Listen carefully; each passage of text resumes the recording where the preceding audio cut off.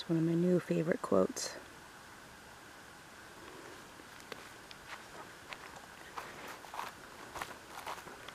Going on an evening walkabout. Those are fake flowers, just so you know. Flowers don't look like that yet here in Montana in the early springtime.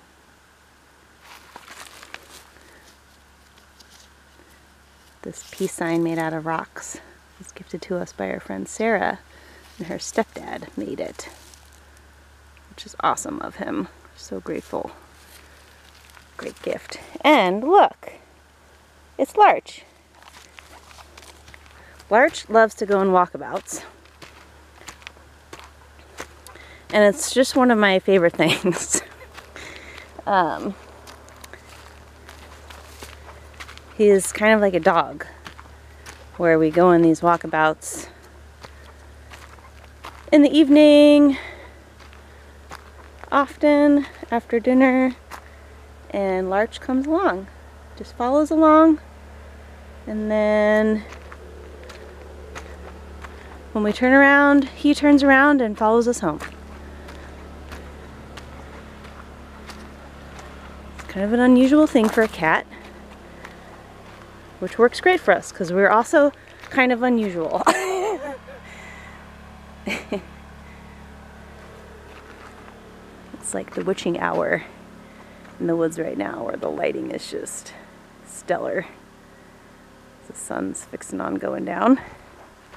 Archie, here he comes. Hey, bud.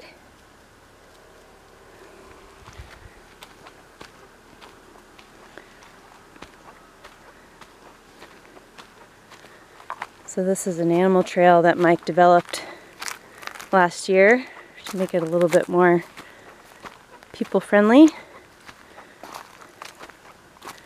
It leads up to what we call Morning Sun Meadow.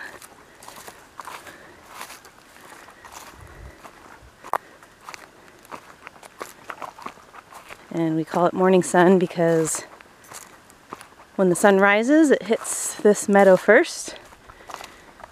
It lights it up. And there's also a double meaning where, you know, it's kind of an homage, shout out to our friends at Morning Sun Practice Center.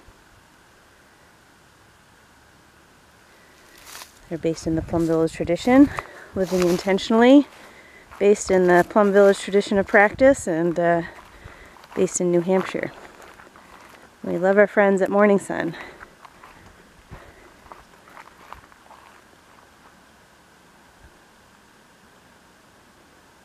Larch has disappeared. Don't worry, he's out there somewhere. Oh, I see him.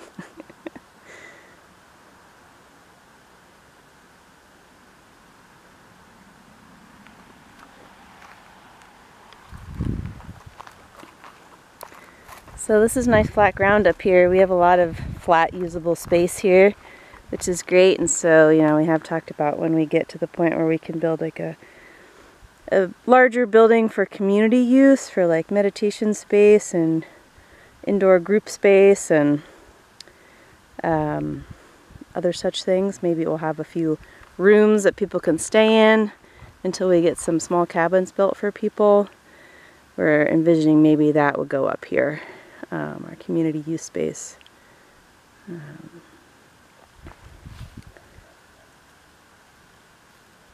Oh, Larch, did you just hear that raven?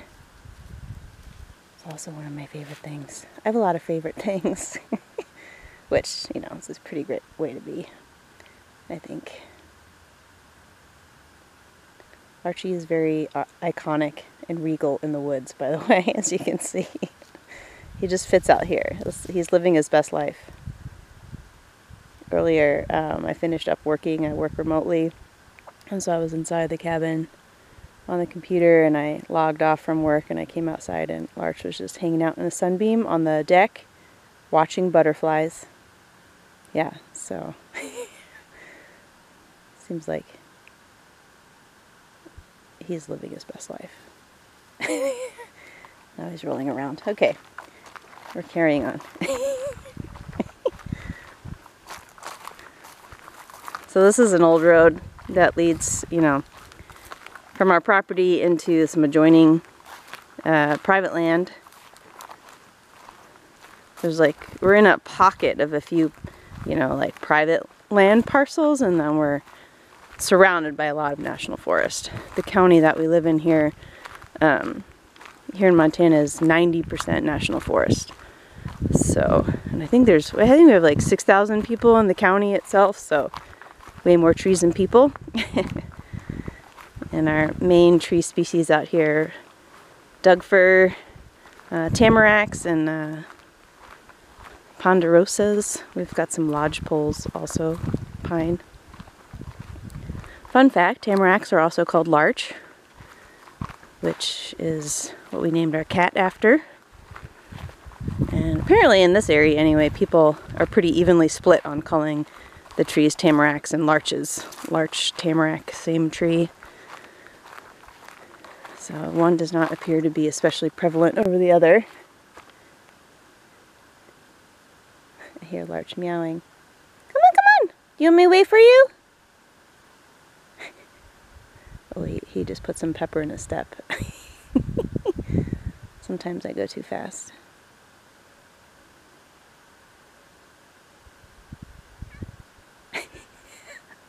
I hope the camera just picked up his lamenting meow. Sometimes he does that on our walks. He just like stops and then he like turns and meows into the wilderness. I think maybe it's just a happy call. I'm just like thinking it sounds like lamenting. He's just like, hey Woods, I'm back. This is amazing. Is that what's happening, Larch? He's a good boy. Yeah.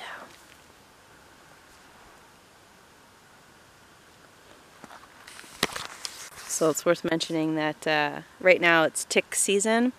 The ticks gear up right after like the snow kind of peels back and spring starts, and it's kind of a short season. Like they're still around in the summer, but like there's a pocket of time where they're like super active. And so last year Mike did a lot of research trying to figure out how to live with ticks, and especially as he's out, you know, working in the woods and milling lumber and cutting trees and stuff. He was just like in the thick of it and was just covered in, you know, just had ticks a lot. And so he looked into some stuff, did a lot of research, and we got some chemical treatment that we put on our clothes now. We have like outdoor work clothes, or, you know, like walkabout in the woods clothes that we put on that's been treated with permethrin.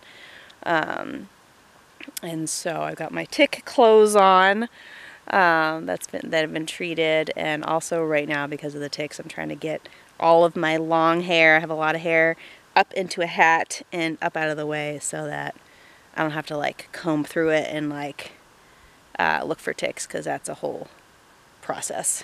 So I've got my tick armor on, my suit. I've got my pants tucked into my socks, you know, fashionably, and also I have my bear spray on. So trying to get in the habit of going out with that right now, and because we do live with bears also, black bears. We have grizz in Montana, but I've not heard of grizz in this particular pocket where we are. So I don't think grizz are active in this spot or around this area. So we have black bears though. We have seen them on the road. Last year I got to see a mom and a couple of cubs, which was felt really special. And so we do live with bears, and we're trying to be our best to be bear aware, aware of the woods around us and the critters in it that we cohabitate with. Right, Larch?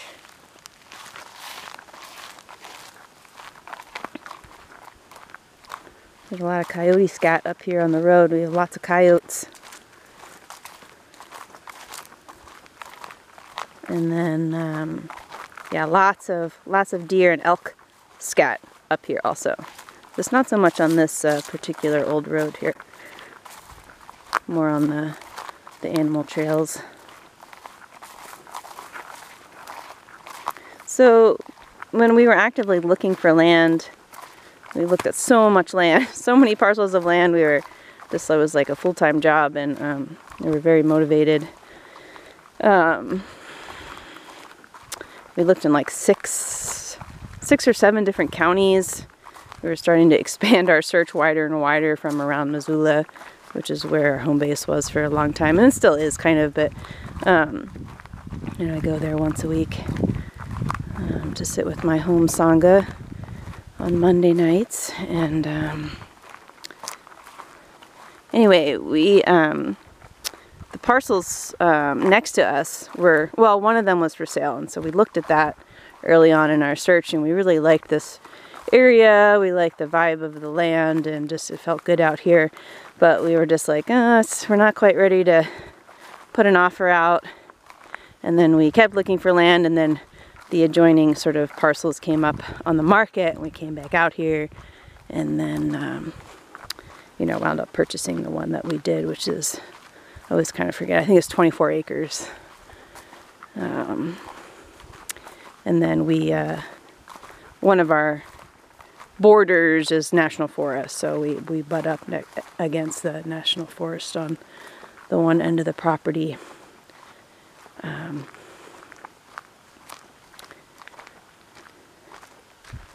Larchy!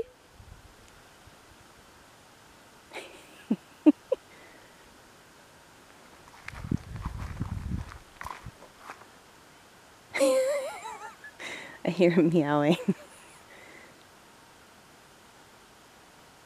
I'll wait for you.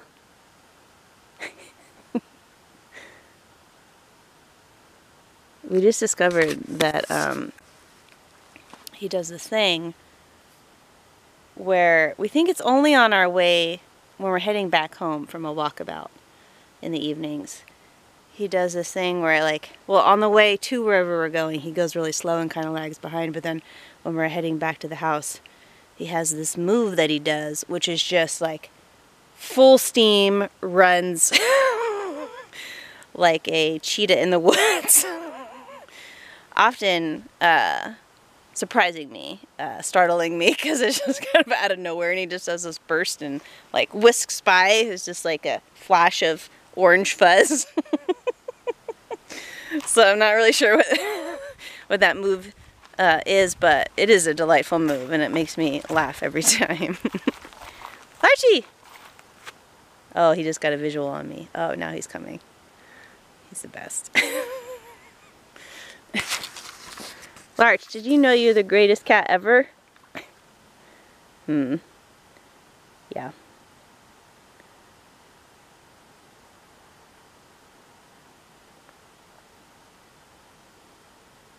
Larch is a good teacher of, you know, lots of things. Taking our time, right? Taking strolls, a leisurely pace, Larchy. Love his markings on him. You see his like mottled, it's not mottled, but like these swirls on him. Yes, he's very handsome. Come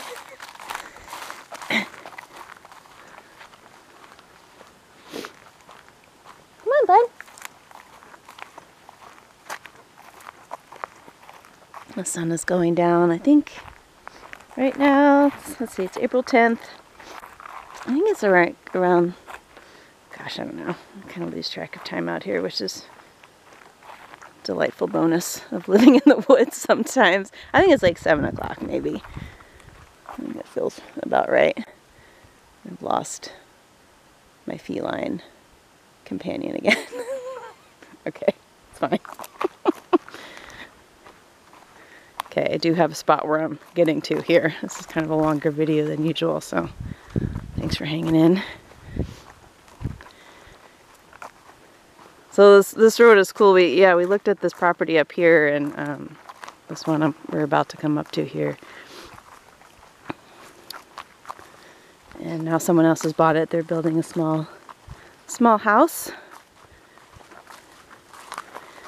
And so here's this meadow. And a few days ago, our friends Chance and Hunter came out. They were our first friends that came out to visit us this year, 2024. So it's nice to have them come out. And Hunter is one of my favorite 5-year-olds. Hi, Hunter. He's probably watching this because he's a big fan, which I love that him and his family watch these videos.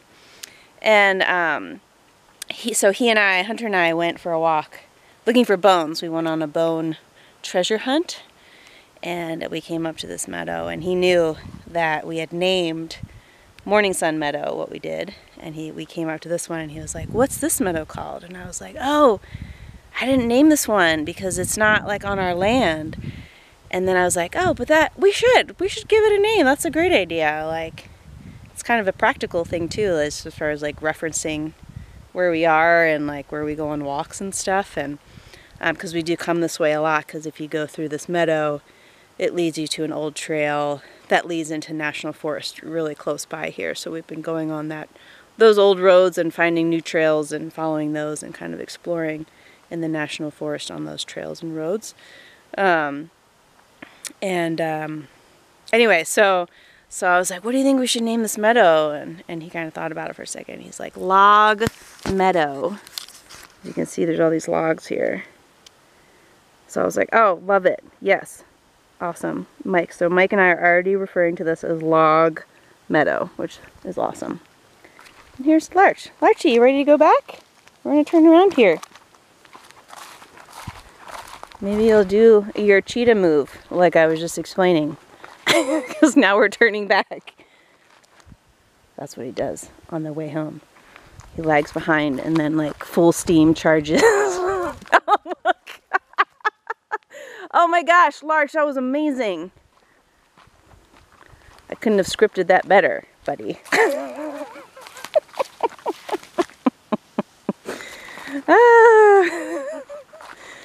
Oh, that's delightful. Alright, I'm going to keep it rolling just in case he doesn't move again.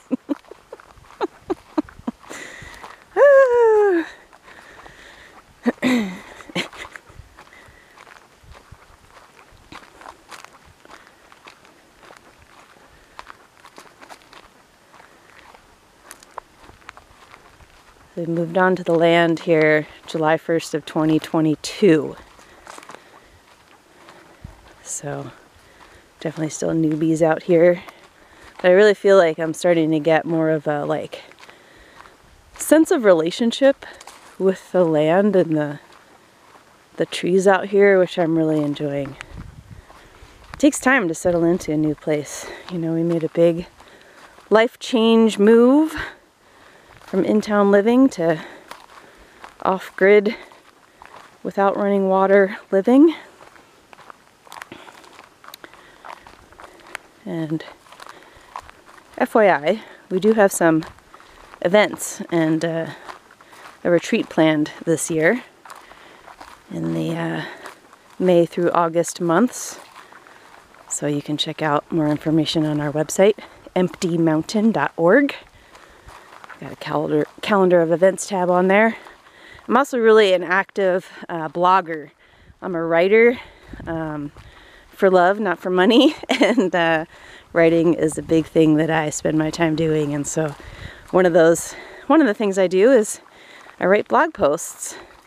So if you're into reading about what we're up to, in addition or instead of watching these videos, you can check out our blog tab on the website also. That burst wore him out so much. He was like way back there. The important thing is he did the move, which I'm really glad we got on camera. So thanks for tuning in, everyone. We really enjoy bringing everyone along with us in this adventure that we're on, this path that we're walking, and we appreciate people tuning in and all your support and love, and I just so appreciate everyone. So thanks for watching. Thanks for being here with us in spirit and in heart. We'll see y'all later.